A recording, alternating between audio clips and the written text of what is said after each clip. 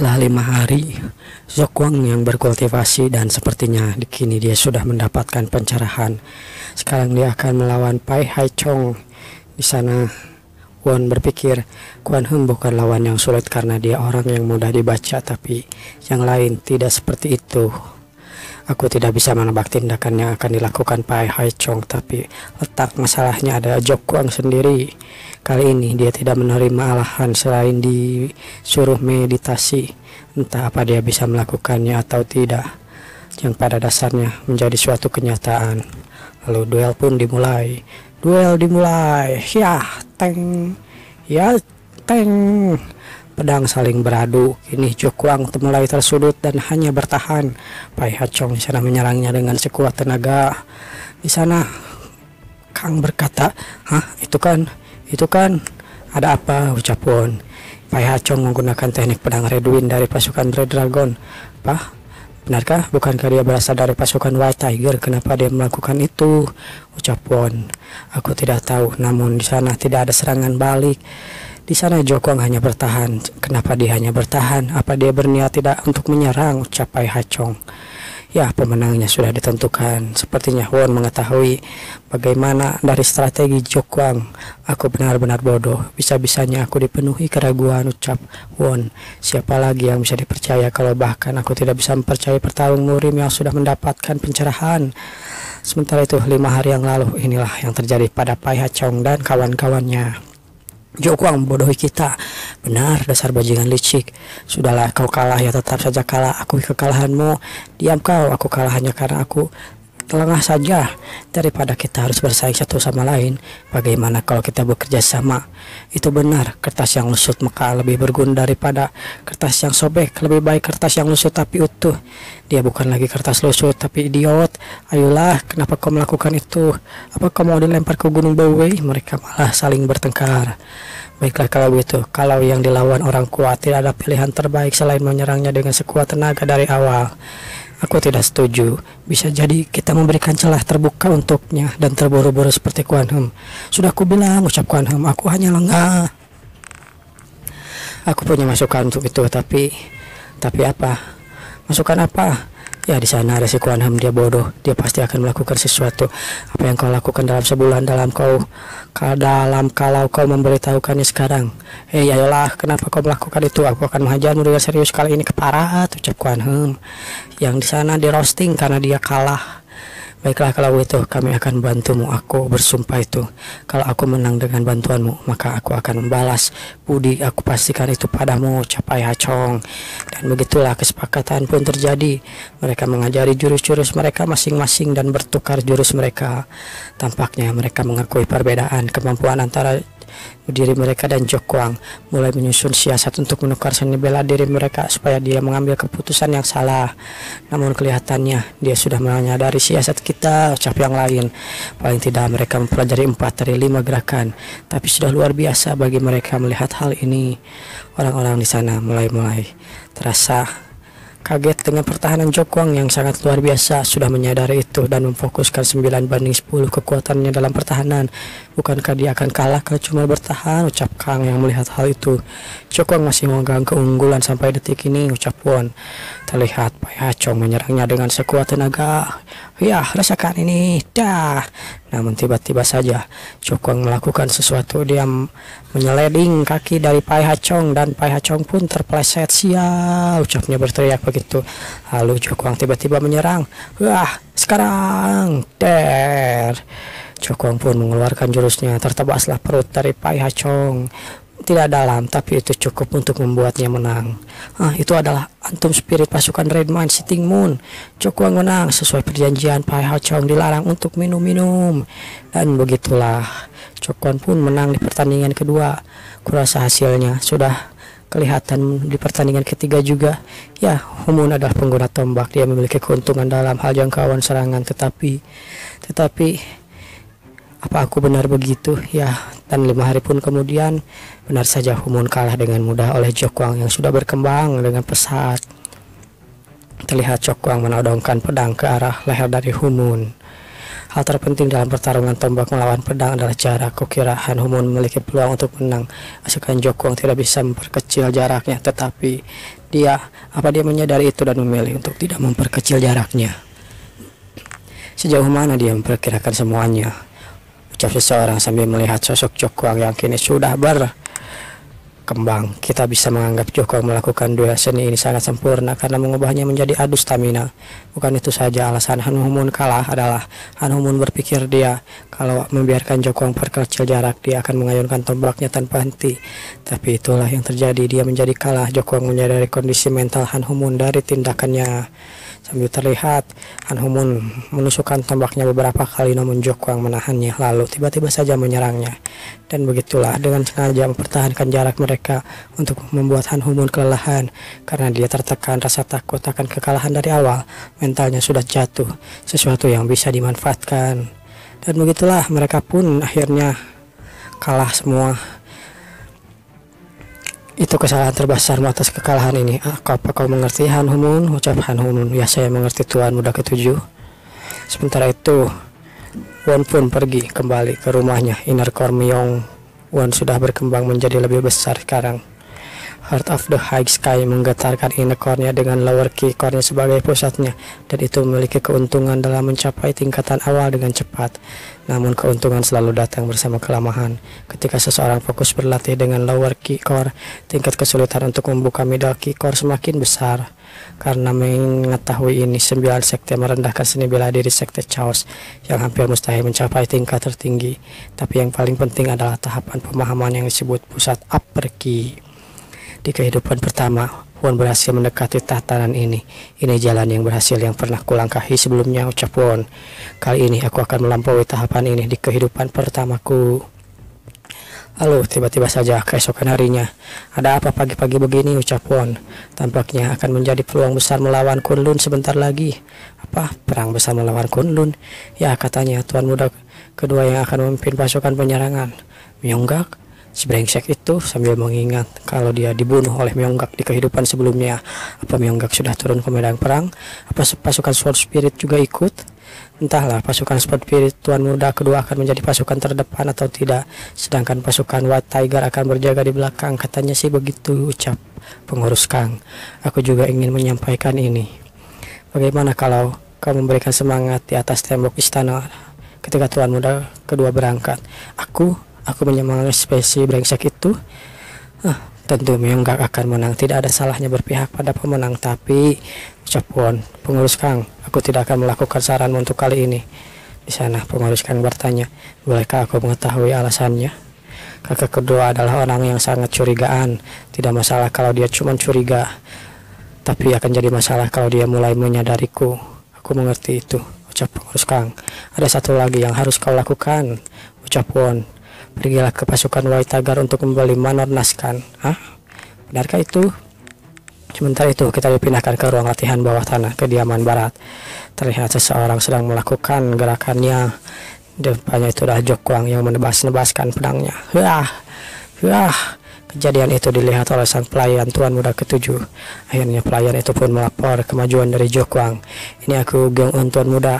Silahkan masuk. Bagaimana dengan Jokwang? Ucap Won bertanya pada pelayannya. Dia fokus dalam latihannya seorang diri.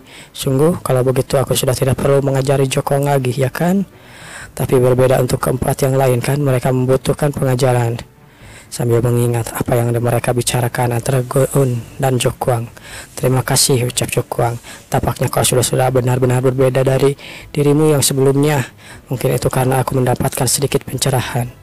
Di sana Gyeong-eun berpikir pencerahan apa yang dimaksudnya. Meskipun aku jarang bertemu dengannya, Master membuatku menyadari sesuatu, ucap Jokwang. Namun tidak banyak Master yang memberikan pencerahan hanya dengan kata-kata. Tuan Muda, tolong juga ajari aku.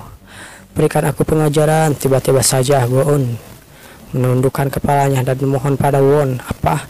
Aku memang dari keluarga petani biasa. Aku beruntung diperhatikan oleh pamanku yang petarung murim dan bisa mempelajari seni bela diri dari kecil. Namun bahkan jika aku ingin pelajari lebih banyak hal, aku terus terdiam karena tidak ada pengajaran yang lain. Kurasa kalau kamu bisa memberiku pengajaran, aku berniat untuk berkembang dengan mempelajari semua itu. Di sana Won bertanya, untuk alasan apa kau tiba-tiba minta diajari?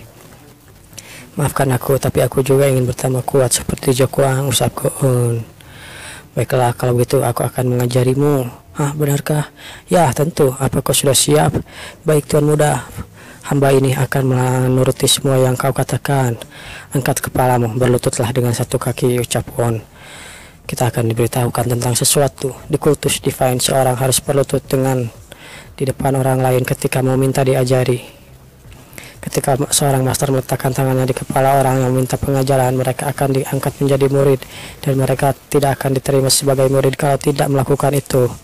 Ini adalah cara untuk menerima seorang murid di kultus Divine Demon. Di sana Goon berkata, Tuan, kutanya padamu, ucap Won sambil memegang kepala Goon. Kyung Goon, bolehkah aku mengangkatmu menjadi murid pertamaku? Di sana, bagaimana bisa? Bukankah Jokwang yang murid pertama? Karena dia belum melakukan penobatan ini, lupakan saja, aku belum mendengar hal ini. Aku akan melayani sampai akhir hayatku, ucap Goon. Di sana Won terlihat senang karena dia mendapatkan murid pertamanya. Baiklah, aku menantikan itu, ucap Won. Kita pun dipindahkan beberapa hari kemudian. Won berkata, apa? Dia berkata tidak akan menjualnya. Ya, dia bilang begitu. Aku sudah memastikannya, ucap pengurus Kang, untuk memberikan penawaran yang adil. Sementara itu, ini adalah Chogai Gon, komandan pasukan White Tiger. Kau meminta kami untuk menyerahkan Manor Naksan. Kami tidak akan melakukan itu. Menyuruhmu untuk menyerahkan komandan, enak saja, ucapnya.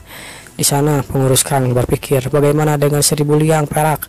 Seharusnya itu cukup karena ini adalah manor kecil. Tuan Muda Ketujuh sangat menginginkannya. Tolong dengarkan keinginan Tuan Muda yang mewarisi darah klan Myong. Kalau begitu dia menginginkannya, kenapa dia tidak datang sendiri kemari?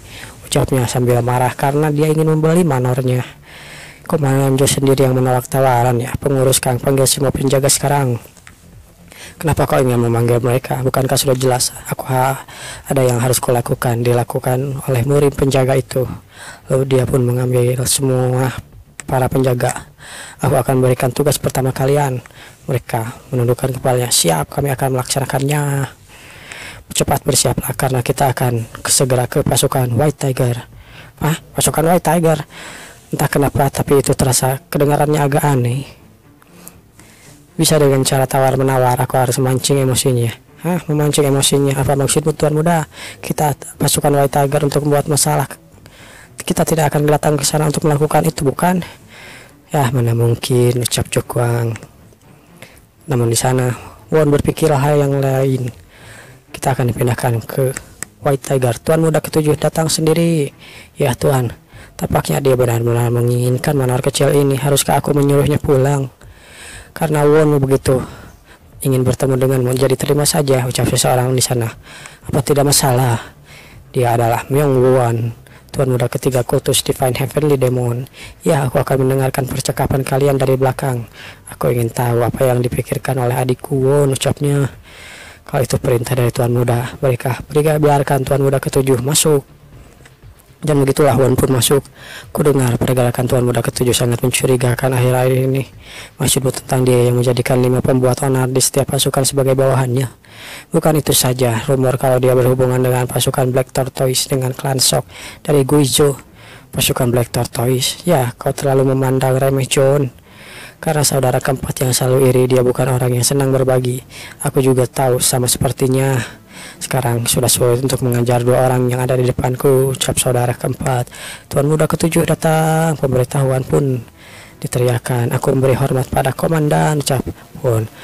Untuk urusan apa Anda datang jauh-jauh kemari? Pengurus Kang kembali dengan tangan kosong, ucap Won. Entah mengetahui ini atau tidak, tapi Manor Naksan adalah kunci untuk pasukan White Tiger. Kau tahu, kalau kami kehilangan tempat ini, itu sama sekali pasukan White Tiger kehilangan tangannya. Manor kecil dianggap sebagai tangan pasukan White Tiger, ucap Kang yang bingung. Di sana, Won berpura-pura tidak tahu. Benarkah Manor Naksan adalah tempat yang penting itu? Itu benar, pasukan White Tiger membuat semua senjata menggunakan biji besi yang ditambang dari Manor Naksan. Jadi tentang membelinya, namun tiba-tiba saja omongannya dihentikan oleh Won yang memotong. Kalau begitu, aku akan berikan biji besi dari Manor Naksan secara gratis. Soalnya kalian adalah pasukan White Tiger yang bertarung dari putus. Setidaknya kami harus melakukan itu, ya kan? Tuan muda, jangan lakukan itu, ucap pengurus Kang yang panik. Ayolah, aku sedang bicara di sini, jaga mulutmu, ucap Won kepada pengurus Kang. Bahkan tidak dengan setengah harga. Apa maksudmu gratis? Dia terbawa cuma gara-gara bocah yang tidak memahami apa-apa. Sementara itu, ini adalah penguasa. Dia berkata, namun bahkan jika dia masih anak-anak tampaknya, anak ini adalah anak dari pemimpin kultus. Sebenarnya itu bukan tawaran yang buruk. Kalau aku menerimanya, aku yakin akan ada masalah yang merepotkan nantinya. Tapi bagaimana ya? Jumlah pasukan White Tiger mencapai 500 dari keanggotaannya 30 markas. Apa yang akan dipikirkan orang-orang kalau kami menerima bantuan dari kediaman barat? Jadi kumohon abaikan masalah manor ini. Tidak, itu tidak bisa dilakukan, ucap Won dengan muka porengisnya. Dia berkata begitu. Terus apa yang akan Anda lakukan, Tuan Muda? Bagaimana kalau memutuskannya lewat taruhan?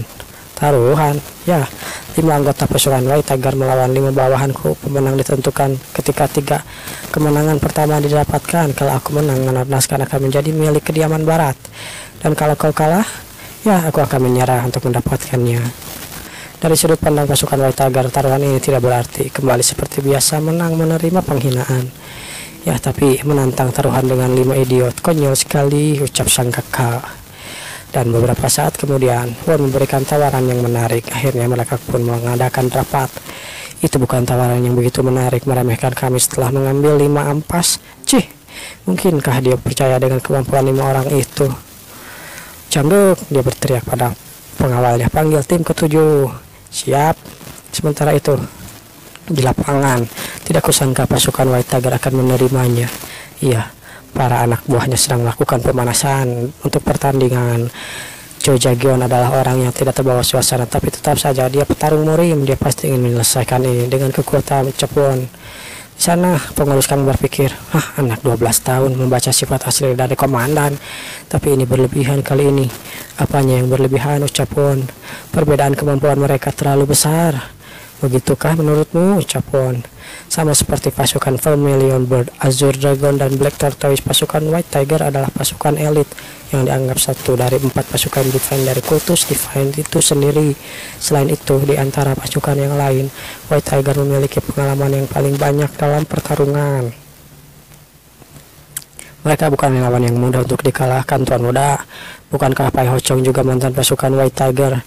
Itu benar, tapi mana yang lebih baik menurutmu antara Pai Ho Chong dari yang dulu 1 bulan yang lalu atau sekarang? Tentu yang sekarang, dia berkata demikian. Bukan Pai Ho Chong saja, tapi mereka semua bekerja keras untuk mengguli satu sama lain. Tidak akan mudah kecuali orang itu. Orang dengan tingkat kapten muncul, maka kami pasti akan kesulitan. Ini tidak akan mudah. Yang dikatakannya Tuan Buddha memang benar, tetapi apa kau mengetahui tentang Sun Bin? Bukankah dia keturunan Sun Tzu? Sesuatu hal yang seperti itu bukan? Dan ahli siasat yang menuliskan seni perang Sun Bin, itu maksudmu? Bukankah itu orang yang menukar 3 strategi kuda itu maksudnya? Ya, strategi 3 kuda balapan kereta. Kau membagi kuda yang menarik kereta menjadi tingkat atas, menengah, dan bawah. Tingkat bawah melawan tingkat atas menghadapi satu kekalahan, sementara tingkat atas melawan tingkat menengah mendapatkan satu kemenangan. Kuda tingkat menengah melawan tingkat bawah mendapatkan satu kemenangan. Kau menjalankan pemasangan itu untuk menang dalam 2-1. Ini strategi untuk menang kali ini. Apa kau berniat menggunakan strategi 3 kuda? Ya, singkatnya begitu. Namun seperti strategi 3 kuda ini, kita harus memenangkan 2 pertama. Soalnya aku berniat menyelesaikan ini dengan cuma 3 duel, ucap Won. Dan begitulah rapat akan dilakukan. Baiklah, kalian datanglah kemari. Apa kalian siap, ucap kepala Kang? Ya, aku bagaimana ya? Ya, tentu saja mereka tidak siap, ucap kepala Kang. Mereka benar-benar takut. Dia tidak mendapatkan kesempatan kalau kami menang. Kalau kami melawan tim 5 besar dari pasukan White Tiger, ayolah dasar pengecut. Coba lihat mulutmu itu. Pengurus Kang, perananmu sangat penting dalam rencana ini. Soalnya, daripada kata-kata anak berusia 12 tahun, mereka akan lebih percaya pada master kediaman. Tentu pasukan White Tiger itu kuat, namun dalam 1 bulan terakhir, kalian semua terobsesi dengan kemenangan. Obsesi kalian sudah membuat kalian berkembang, ucap pengurus Kang. Ingat ini. Dan mereka pun benar-benar tersentak dengan kata-kata yang diberikan oleh pengurus Kang. Apa kau pernah mengirim kalian untuk mati tanpa alasan? Jujur saja, aku tidak meragukan kemenangan kita, ucapnya. Dan begitulah suasananya berubah. Pengurus Kang memang hebat. Jadi perwakilan pertama dari kediaman barat adalah Dan begitulah perwakilan pertama adalah Han Humun, si tombak. Han Humun adalah kuda tingkat menengah. Ya benar, itu sedikit berbeda dari kuda yang ku ketahui. Inti dari strategi tiga kuda adalah memahami diri sendiri dan lawan. Maksudmu kau akan menyerah sepenuhnya? Bukan begitu. Lawan pertama seharusnya bukan kuda tingkat atas, soalnya mereka percaya bisa menang, ya kan? Itu masuk akal. Aku sendiri meragukan kemenangan kami. Kita tidak boleh kalah dalam duel pertama. Sampaikan pada Han Humun untuk memastikan dengan kemenangan dan seluruh kekuatannya. Jika dia melakukan itu, dia cukup hebat untuk mewujudkan hal itu. Lalu Han Humun sang tombak pun ditunjuk. Perwakilan pertama adalah kau, Humun. Apa? Aku yang pertama? Bersiaplah, aku memilihmu sebagai yang pertama karena aku rasa kau itu kuat. Tidak tuan, tidak, aku. Han Humun benar-benar gugup. Aku tidak meragukanmu. Kalau kau mengusahakan yang terbaik, kau pasti akan menang. Tidak peduli siapa yang akan menjadi lawanmu. Aku pasti menang. Humun bertekad dengan kekuatannya. Lawannya sudah sampai. Mereka tim ketujuh dari pasukan White Tiger. Mereka datang dengan pemimpin mereka, Lee Jong-go. Tidak disangka dia akan memanggil tim terbaik pasukan White Tiger dari tim 7. Memang tim biasa yang diturunkan ketika komandan memenangkan taruhan. Apa yang dia pikirkan? Bersiaplah, duel akan dimulai. Tidak ada batasan waktu dalam duel ini. Tapi kau akan dianggap menang ketika memberikan serangan yang kuat pada lawan, atau ketika salah satu dari petarung keluar dari garis. Itulah yang dianggap menang. Perwakilan pertama, maju. Aku perwakilan pertama dari barat, Han Humun. Sementara lawannya adalah Jopyo dari tim 7 pasukan White Tiger. Caijo mau taruhan juga, ucap kakak keempatnya. Tidak ada taruhan uang dalam pertarungan yang sudah jelas pemenangnya. Apa menurutmu begitu? Sementara itu di sisi lain, di lapangan pertandingan sudah dimulai. Tombak melawan pedang. Humun menusukkan tombaknya. Kita lihat kecepatannya dulu. Humun melakukan tusukan tombaknya, namun di sana lawannya berhasil menghindarinya. Bocah, akan kutunjukkan padamu cara menggunakan tombak. Dia cepat, ucap Humun. Di sana dia menebaskan pedangnya. Aku akan kalah kalau mundur selangkah. Humun berhasil menahan serangannya. Tangdar, tangdar. Kakak, tampaknya dia tidak berniat membiarkan lawannya jauh mendekat. Apa itu sesuai harapan? Ya, kita lihat saja, ucap sang kakak. Di sana kedua orang itu terus berduel dengan sangat intensnya. Kau bahkan tidak bisa menembus pertahanan remeh seperti itu. Tangdar, teng. Begitulah celakakannya dua sekarang. Jopyo Humun, dia bertahan lumayan lama juga. Dia menyimpan tenaga dengan meningkatkan kecepatan ketika terkekan. 30 gerakan dalam melawan pemula ini buruk. Tidak disangka aku harus menggunakan Flying Sagemar padamu. Baiklah kalau begitu, akan kubuat menyesal karena sudah melawanku. Jopyo pun mengeluarkan kekuatannya. Dia seperti melakukan bunshin. Dia menyerang Han Humun. Tang. Itu Flying Sagemar, teknik persaingan dan peringan tubuh di atas tingkat yang cuma dikuasai beberapa orang dari pasukan White Tiger. Namun di sana Humun menghindarinya. Akhirnya kau mundur, Begitulah, kau sudah bertahan sungguh bagus, tapi sampai di sini saja pemula. Di sana pengurus yang berkata, tampaknya Humun tidak cepat. Dia tidak bisa mengikuti kecepatan Jopyo. Tampaknya dia sengaja tidak melakukan itu. Apa maksudmu, tuan muda? Bukankah dia sedang mencari kesempatan? Tapi di sana Jopyo terlihat melakukan Flying Sagemar, tidak membantah. Apa dia berusaha menguras tenagaku dengan menjaga jarak, ya? Dan benar saja terlihat Jopyo benar-benar kelelahan di sana. Di sana dia haheho. Aku akan kalah jika terus begini, ucap Jopyo. Jopyo, cepat selesaikan ini. Jangan menyerang asal-asalan. Dan begitulah Jopyo yang sudah kelelahan, dia mengeluarkan seluruh tenaganya. Cutting Moon, Conquering Sword. Dar. Namun di sisi Han Humun, dia melihat kesempatan itu. Baguslah, sekarang aku tidak akan mundur lagi. Dia menusukkan tombaknya. Gecrak. Dan Jopyo pun tertusuk tombak Han Humun. Dia terpental ke belakang. Jopyo sepertinya kehilangan kesadaran. Dia getih keluar dari mulutnya. Tusukan tombak terakhir itu teknik rahasia dari pasukan Azure Dragon. Tampaknya dia menggunakan seluruh tenaganya sekaligus untuk meningkatkan kecepatan. Di sana Jopyo terjatuh karena kelelahan. Apa maksudmu itu bisa dilakukan oleh Han Humun? Aku sendiri tidak menyangka kalau Han Humun menguasainya sejauh itu. Dia benar-benar membuatku terkesan.